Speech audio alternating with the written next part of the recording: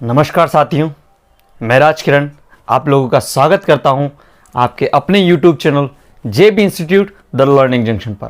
और आज मैं आपको बताने वाला हूं बहुत ही बेहतरीन टॉपिक जो आपके हिस्ट्री का है, मौर्य साम्राज्य या मौर्य डायनेस्टी, इसके बारे में। And in this sequence I will try my best to make you understand. मैं आपको पढ़ाने की और समझाने की पूरी तरह से कोशिश करूंगा और आशा करूंगा कि आप लोग भी मेरा उतना ही समर्थन करेंगे। तो बिना समय व्यतीत किए हुए लेट्स स्टार्ट लर्निंग। ओके, सो हम बात करते हैं मौर्य डायनेस्टी की। तो मौर्य डायनेस्टी किस प्रकार से स्टार्ट हुई, किस प्रकार से ये एस्टैब्लिश हुई, तो इसको जानने से पहले हम थोड़ा सा इसके पीछे लगभग हम बात करेंगे 326 बीसी। बीसी बोलो या फिर ईसा पूर्व बोलो, बात बराबर है, ठीक है ना। बिफोर क्राइस्ट है ना, या ईसा पूर्व है ना। तो 326 बीसी में जाएंगे। तो 326 बीसी में क्या था कि आपको बताएं बात, एक डायनेस्टी थी जिसका नाम था क्या, नंद डायनेस्टी। क्या थी? नंद डायनेस्टी या नंद साम्राज्य, ठीक है, नंदा डायनेस्टी। और इस नंदा डायनेस्टी का आखिरी जो पावरफुल एम्परर था जिसका नाम था घनानंद। क्या था?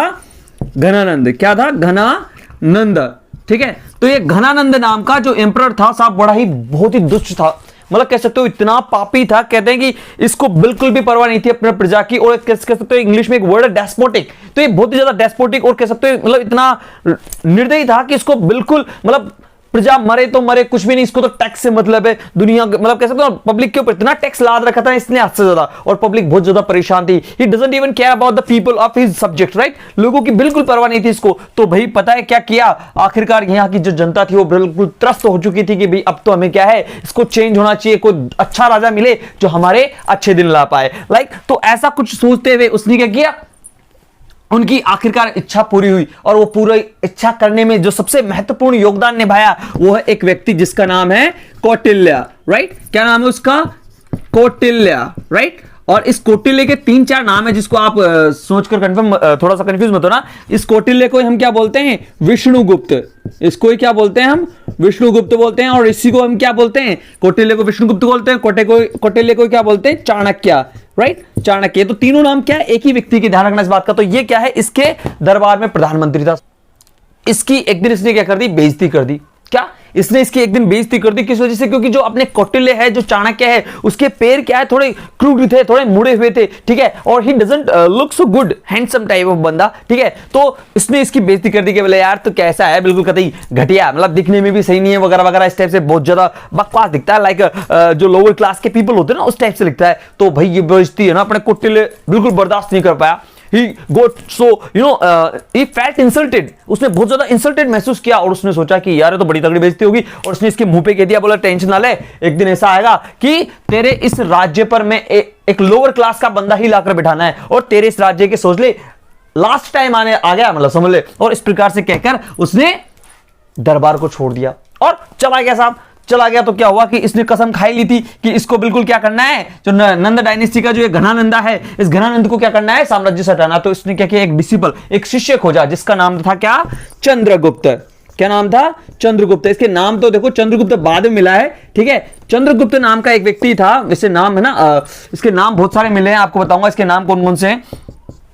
तो इसको देखो, आपको बताएं बात, इसको जस्टिन ने तो क्या कहा है, सेंड्रोकोट्स का है। इसको क्या बोला है? Sandrocottus, Sandrocottus. इसको जस्टिन ने तो सेंड्रोकोट्स का है, ठीक है ना। और हम बात करें इसके आपके विशाख दत्त, एक राइटर है, मुद्रा राक्षस। क्या नाम है उसका? मुद्रा राक्षस। मुद्रा राक्षस नाम की एक बुक है, उसमें इसको क्या कहा गया है? वृषल। क्या कहा गया है? वृषल। और जानते हैं इस वृषल का मतलब क्या होता है?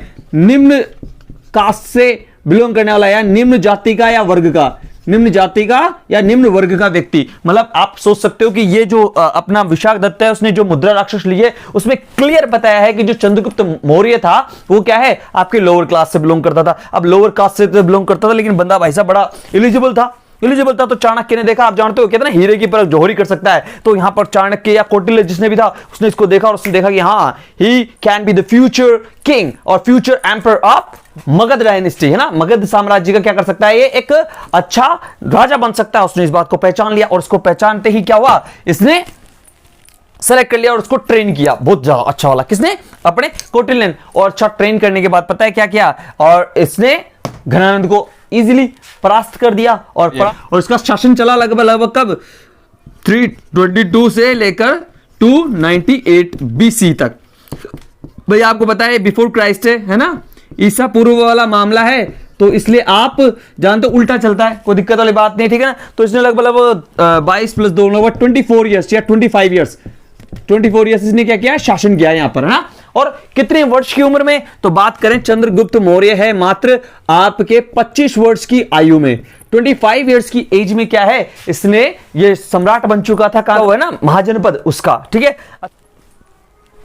तो देखो चंद्रगुप्त मौर्य ने अपने साम्राज्य विस्तार की नीति को अपनाते हुए क्या हुआ, आपको बताया लगभग 305 बीसी 305 बीसी में क्या हुआ कि जो एक ग्रीक रूलर था, जो ग्रीक का रूलर था जिसका नाम था क्या, इसका नाम था सेल्यूकस निकेटर नाम का जो ये सम्राट था, कहां का, ग्रीक का राजा था। और इसने क्या किया, सब अटैक कर दिया किसके ऊपर, अपने चंद्रगुप्त मौर्य के ऊपर, ठीक है। और चंद्रगुप्त के पास आप जानते हो भयंकर सेना थी, कहते हैं कि मतलब कमी नहीं कह सकते हो आपके इसमें कि 9 लाख, तो इसके पास क्या थे, जो कहते हैं ना पैदल चलने वाले सैनिक थे, ठीक है ना। और लगभग आप मानोगे नहीं, मानोगे 50,000 के समथिंग, 50,000 क्या थे आपके, इस पर घुड़सवार थे, इसके पास क्या थे, घुड़सवार, है ना। और लगभग 9,000 इसके पास क्या थे, हाथी पर सवार जो सैनिक होते ना वो, है ना। और लगभग 800 क्या थे इसके पास, रथ। तो इतना बड़ा इसके पास अगर सैन्य बल था, जाहिर सी बात है, तो सेल्यूकस निकेटर कहां इसके सामने अड़ने वाला था, ऐसा बिल्कुल नहीं था। तो सेल्यूकस निकेटर हार गया साहब। अब सेल्यूकस निकेटर हार गया तो तुम जानते हो सेल्यूकस निकेटर हार गया तो इसने तो कुछ ना कुछ या तो एक मरेगा या फिर इसको इसके साथ ट्रीटी करनी पड़ेगी। ट्रीटी जानते हो क्या होता है, संधि। तो इसने इसके साथ क्या कर ली, संधि कर ली। और संधि करने पर कहते हैं कि ऐसा पता लगता है, मैं आपको बताऊं क्या क्या सिस्टम था। संधि करने पर जो सेल्यूकस निकेटर था इसने क्या किया, संधि जो है उसके तहत क्या किया, इसने लगभग 500 एलिफेंट्स वाले जो युद्ध वाले जो एलिफेंट होते ना, वो किससे लिए, चंद्रगुप्त से। इसके बाद इसके बदले में देखो इसने क्या क्या कराया, इसने देखो इसको क्या दे दिया, जो पूर्वी अफगानिस्तान का हिस्सा, है ना। दूसरी बात करें बलूचिस्तान, है ना, बलूचिस्तान इसको दे दिया, ठीक है।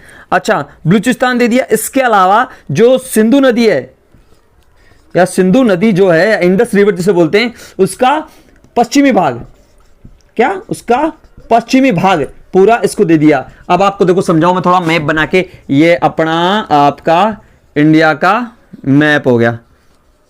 ये हम छोटा सा बनाएंगे, ज़्यादा बड़ा नहीं, इस टाइप से नॉर्मल सा, है ना। ये और ये आपके सॉरी ये यहाँ के ये अपना, ठीक है। और ये इस टाइप से, और पहले तो ये यहाँ तक था, आपको पता हो तो, ये तो था ही नहीं, पहले तो यहाँ तक था ना इंडिया का मैप, ठीक है। और ये पूरा इंडिया ही था पूरा, ये तो पाकिस्तान तो बाद में बना, ठीक है। यहां पर क्या है आपका अफगानिस्तान, क्या है अफगानिस्तान।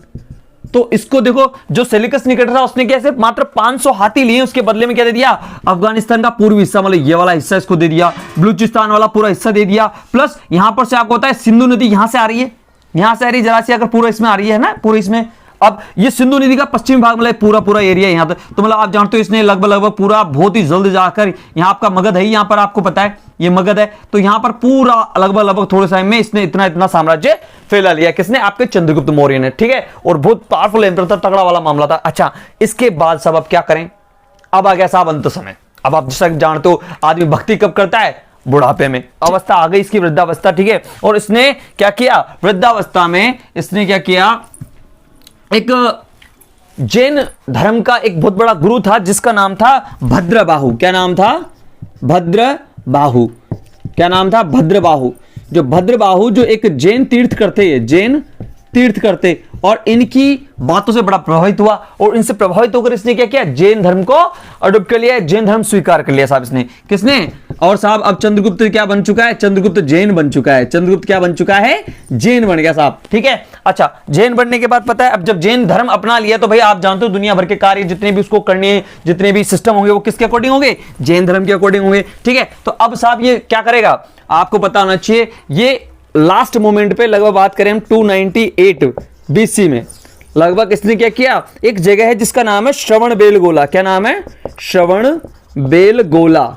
जो श्रवणबेलगोला नाम की जो एक जगह है, जो कहां पर है, आपके मैसूर डिस्ट्रिक्ट में, कहां पर है, मैसूर में। वहां पर जाकर इसने क्या किया, जो आपके जेएनयू में जो संलेखना पद्धति होती है, मतलब संलेखना पद्धति होती है, अपने आपको क्या कर लेता है, एक रूम होता है भाई, उस रूम में क्या कर लेता है, बंद कर लेता है, बाहर लॉक लगा देता है ना, और अंदर की साइड मतलब ना तो खाना पीना कुछ नहीं, और सिर्फ ईश्वर का नाम लेता रहता है। और इस प्रकार से जब खाना पीना व्यक्ति नहीं खाएगा तो आखिरकार मरना ही है, ठीक है। तो ले देखिए इस प्रकार से उसने अपने प्राण त्यागे, कहां पर, श्रवण बेलगोला में, जो कहां पर है, मैसूर डिस्ट्रिक्ट में, ठीक है। और कब, 298 BC में। जिस पद्धति को क्या बोलते हैं, संलेखना पद्धति। क्या, संलेखना पद्धति, या फिर इसको बोलते हैं फास्टिंग मेथड। क्या, फास्टिंग मेथड। और इन दिस वे जो चंद्रगुप्त मौर्य है उसने अपना टाइम स्पेंड किया। ओके, चलो इसी क्रम में हम आगे बढ़ते हुए पढ़ते हैं। जो चंद्रगुप्त मौर्य है उसकी जो सक्सेसर है, जो उसका आगे पीढ़ी है, जिसका नाम है आपका बिंदुसार। क्या नाम है जी, बिंदुसार, ठीक है। और जो बिंदुसार है इसके बारे में आपको एक चीज और बता दूं, कहीं बहुत सारे लोग सोचते हैं कि भाई he was the son of Helena और कार्नेलिया, जो आपके सेलिकस निकेटर की पुत्री थी। मैंने आपको अर्लियर बताया था या नहीं बताया तो मैं बता दूं कि जो सेलिकस निकेटर था उसने जब संधि की थी तो उस वक्त उसने अपनी जो बेटी थी हेलेना, उसकी शादी भी क्या की थी, चंद्रगुप्त मौर्य से शादी की थी, ठीक है। And this was the first international marriage in India, specially पहला अंतरराष्ट्रीय विवाह था, ध्यान रखिएगा इस बात का। और उसके साथ साथ उसने अपने एक राजदूत भेजा था जिसका नाम था मेगास्थनीज, राइट, जिसने आगे जाकर एक बुक लिखी थी, क्या, जिसका नाम था इंडिका। उसका नाम क्या था, इंडिका नाम की एक बुक लिखी थी। और इस इंडिका नाम की जो बुक है इसमें बहुत सारी बातें बताई गई है। और जो सबसे ज्यादा बात बताई है वो पता है क्या बताई है, कि जो राजा जब भी क्या करता था, अपने जुलूस निकालता था या जब भी अपनी प्रजा के समक्ष आता था तो उसका वो दिन क्या होता था, जश्न का दिन होता था। लोग बाग उस दिन खुशियां मनाते थे और उस जुलूस में शामिल होते थे। और उसकी जो जुलूस की शोभा उसने इस प्रकार से वर्णन किया कि जो राजा है वो एक कह सकते हो कि बड़े बड़े जो हाथियों के ऊपर जो उसके बड़े बड़े अंगरक्षक जो स्वर्णिम आभूषणों को पहने हुए हैं और स्वर्णिम आभूषणों से वो हाथी सजे हुए हैं, उनके साथ वो चलता है आगे इस प्रकार से। उसके महल भी कास्ट के बने हुए हैं। और जैसे वो आगे बढ़ता है ना, ठीक है, उसके चारों तरफ क्या होते हैं कि जो ट्रेंड पैरट्स होते हैं, तोते, वो चारों तरफ उसकी चक्कर लगाते रहते हैं इस टाइप से। और बहुत सारी मतलब तगड़ी वाली महिमा उसके बारे में बताई गई है, जो आपको बताएं बात, ठीक है। तो ये सारी बातें हमको इंडिका से पता लगती है और सारी चीजें। लेकिन हम आगे बढ़ते हैं और पढ़ते किसके बारे में, बिंदुसार के बारे में। तो बिंदुसार की जो माता थी उसका नाम था दुर्धवा, ठीक है, दुर्धवा नाम की माता थी। अब आप कहोगे सब इसका नाम बिंदुसार क्यों है, तो ध्यान रखिएगा इसका नाम के पीछे भी एक तगड़ा लॉजिक है। अब पता है क्या लॉजिक है, ध्यान रखिएगा। क्या हुआ कि कहते हैं कि कहानी है इसके पीछे, ऐसा कहते हैं कि जो बिंदुसार है उसकी माता जो दुर्धवा थी, उसको क्या हुआ कि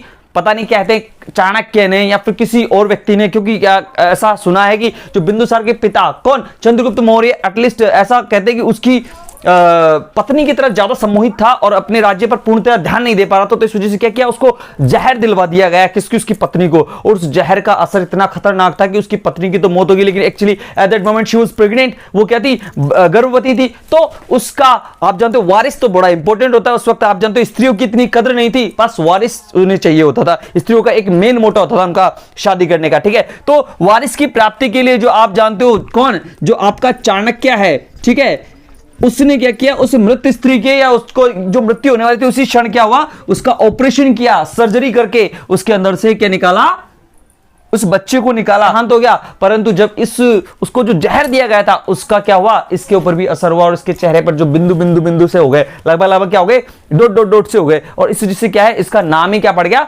बिंदुसार पड़ गया, ठीक है, ध्यान रखना। तो फर्स्ट सर्जन भी था आपका चाणक्य, ध्यान रखना कितना टैलेंटेड व्यक्ति था, आप समझ सकते हो इसके बारे में, ठीक है बेटा। अच्छा, तो आगे बात करें, बिंदुसार है, इसका टाइम कब से कब तक था, तो बात करेंगे 298 से आपके, ये था आपके 298 से 272 तक, ठीक है ना, 272 तक था भाई ये, है ना, इसका टाइमिंग।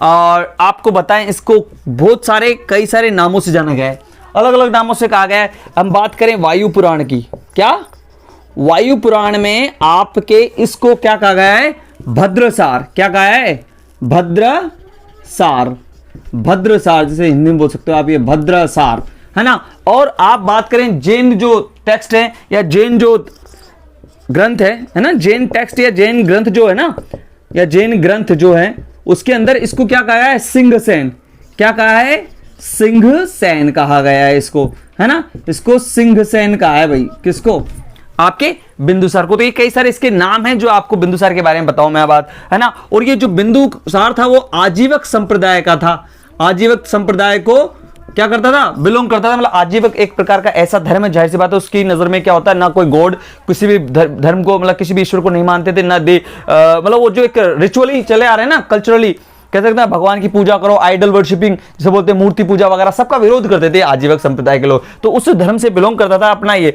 बिंदुसार, ध्यान रखिएगा इस बात का, ठीक है।